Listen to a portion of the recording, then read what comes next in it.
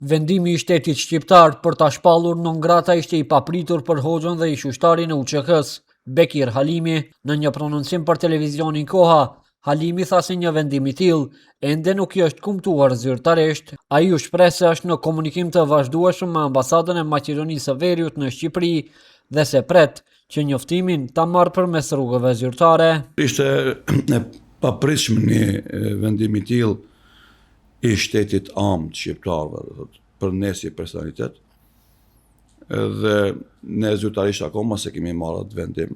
Kemi kontaktuar sot ambasadën e Maqedonisë së Veriut në Shqipëri që nëpërmes ambasadës sonë të marrim vendimin zyrtar, të shohim domosdoshmë për çka bëhet fjalë.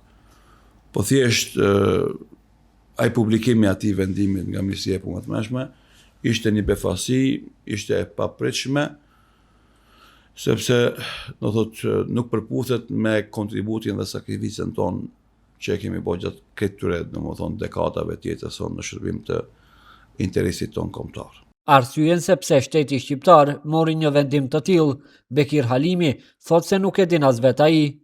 Megjithatë, deklaron se do ta ankimojë të njëjtin.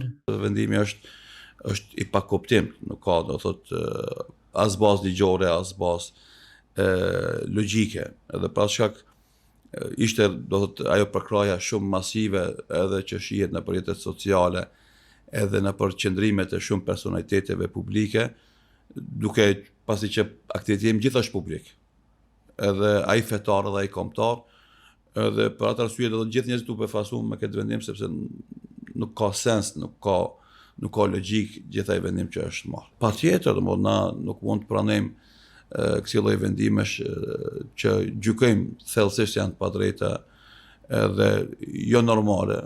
Na do të kërkojmë të drejtën tonë edhe Shqipëria është një vend që ne e ndjejmë si është toka jona.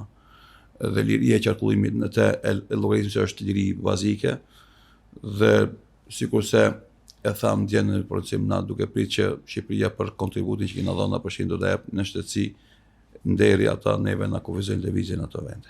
Ndryshe një ditë më parë, në media u raportua se Ministria e Punëve të Brendshme të Shqipërisë, përmes një vendimi i ka shpallur non grata dy shtetas të Maqedonisë së Veriut, imamin Bekir Halimi dhe analistin politik Valon Bela.